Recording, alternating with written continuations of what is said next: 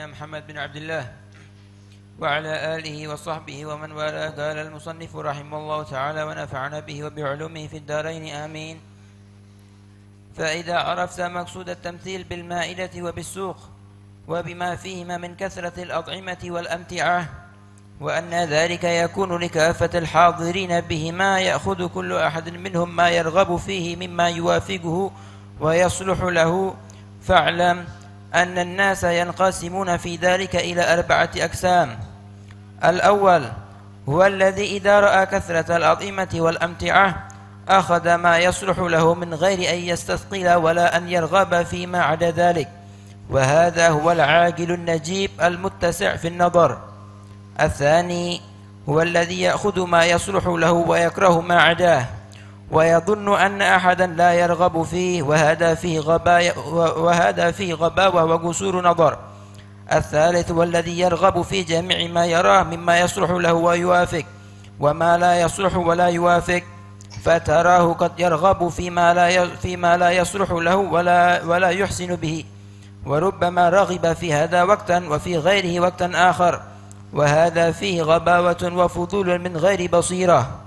الرابع هو الذي إذا رأى كثرة الأطعمة والأمتعة توقف وتحير فلم يدري في أيهما يرغب ولا في أيها يرغب ولا أيها يأخذ، فتراه متحيرا مدهوشا. وهذه الأحوال المطابقة لهذا التقسيم قد تقع بعينها لبعض الناظرين في العلوم والأعمال والطرائق والأحوال المتغايرة، فترى أحدهم يرغب في كل شيء، وآخر يتحير فلا يدري بأي شيء يأخذ، وآخر يتمسك بشيء يرى فيه صلاحية له، ثم يمقت ما عداه وينافره ويعاديه، وكل ذلك من القصور وضعف البصيرة وضيق النظر. فتنبه أيها الطالب لفهم ما ذكرناه، فإنه مهم وعليه مدار كبير. وقد وقع لسيد الشيخ أبي الحسن الشاذلي رحمه الله في بدايته تردد كثير بين أن يأخذ في العلوم أو يتجرد للعبادة والسياحات، حتى طال عليه ذلك، إلى أن قصد بعض الشيوخ فأخرجه من ذلك التردد، والقصة في ذلك مشهورة.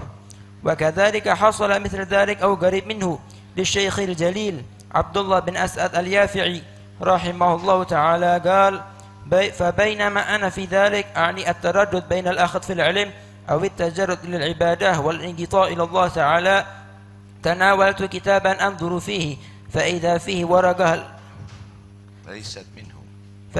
ورقة ليست منه ولم أرها فيه من قبل، مع كثرة نظري في الكتاب. وفي الورقة مكتوب هذه الأبيات: كن عن همومك معرضا وكل الأمور إلى القضاء، إلى آخرها. فتعلم بذلك أن ما ذكرناه يقع كثيرا لأهل البداية وأهل السلوك في أوائل سلوكهم.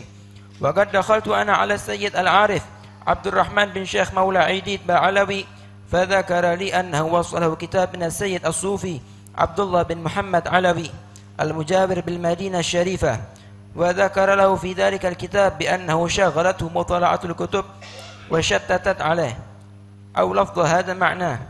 ثم قال السيد عبد الرحمن: ما تقول؟ بأي شيء أكتب إليه؟ فقلت له: أنت أعرف. فقال: أرى أن أكتب له أن يترك مطالعة الكتب والإكثار منها. فوقع لي أن الذي شكاه السيد عبد الله بن محمد مما يقع له عند مطالعة الكتب هو ما يرى فيها من الطرائق الكثيرة والأحوال المتغايرة، مما قد يحصل عنده بعض ما ذكرناه من التحير والتردد. وقد اجتمعنا بهذا السيد، أعني عبد الله المذكور، عندما وصلنا إلى المدينة الشريفة بزيارة رسول الله صلى الله عليه وسلم، اجتمعنا به مرارا وجالسناه واندفعنا بمجالسته، وهو سيد فاضل من أهل الانقباض والخمول، نافع الله به وبسلافه وسائر عباد الله الصالحين. Kemarin diterangkan bahwa banyaknya amal, banyaknya ilmu itu adalah untuk kita semuanya mengambil apa yang paling pas dan cocok untuk diri kita, untuk bersihnya hati kita, yang paling cepat sebagai kendaraan kita untuk sampai kepada Allah Subhanahu wa taala.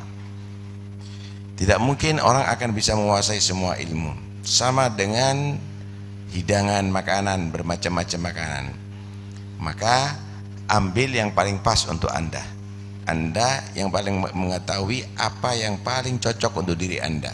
Oh, Anda kena darah tinggi, ya jangan ambil kambing.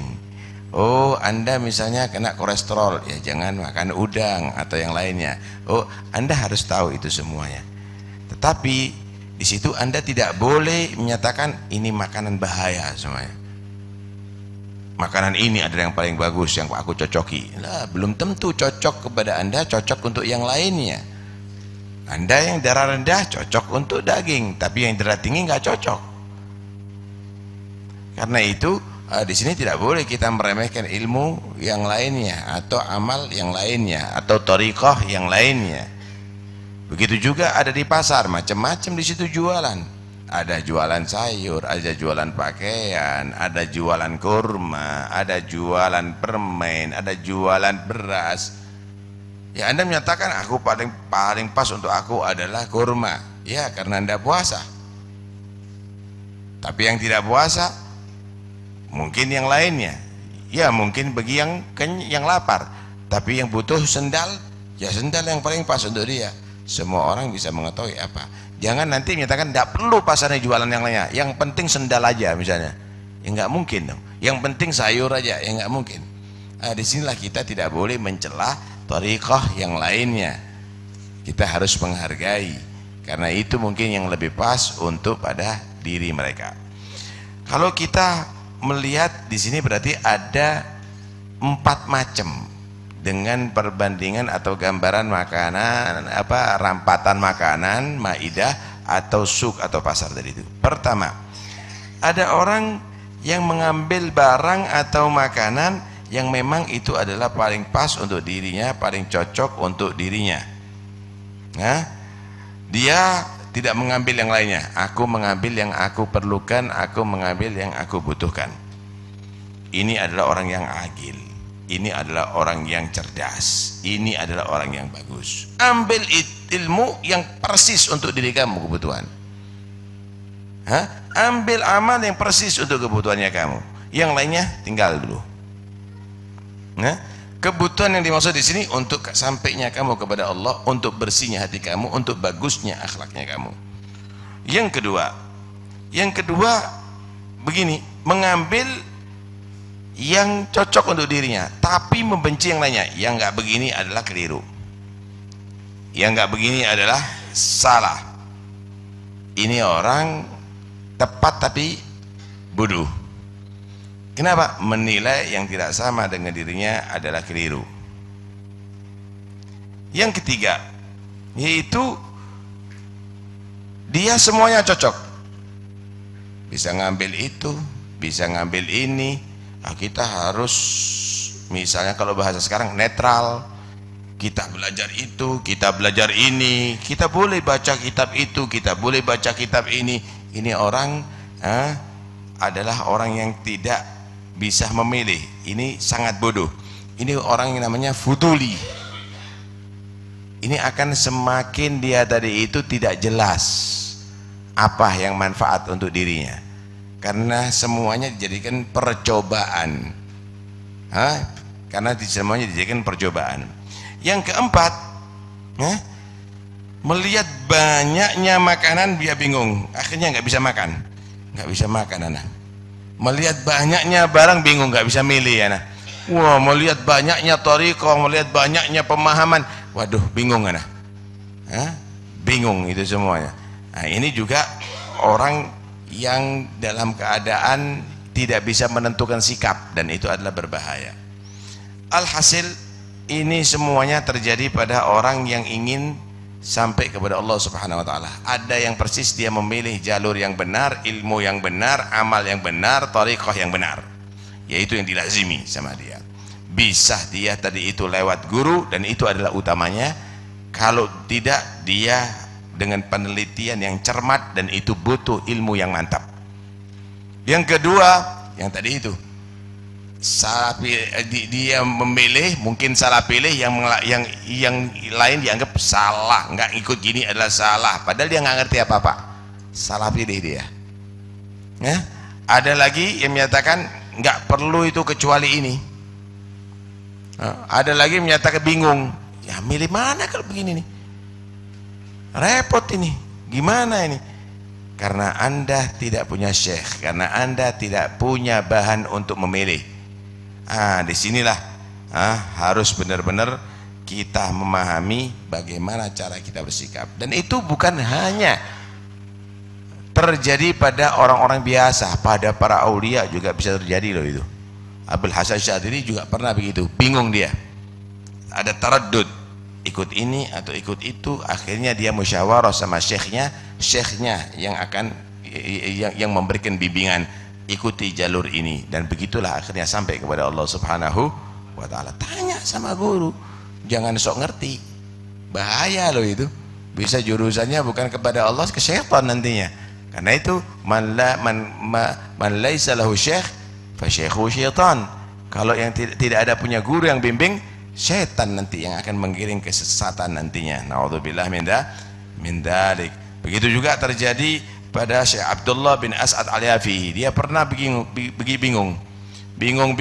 akhirnya dia baca kitab, nggak taunya di situ ada satu kertas yang berisikan beberapa bait syair.